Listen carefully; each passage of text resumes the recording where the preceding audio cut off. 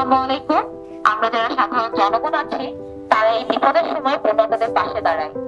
আমরা আমাদের নিজেদের সামর্থ্য অনুযায়ী নিজ নিজ জায়গা থেকে যতটুকু সম্ভব যতটুকু পারি সেটুকু অনুদান দিয়ে তাদের সাহায্য করি। আপনাদের দেওয়া এই ছোট ছোট অনুদানগুলোই কিন্তু একটা বৃহৎ অংশ হয়ে তাদের কাছে পৌঁছাবে।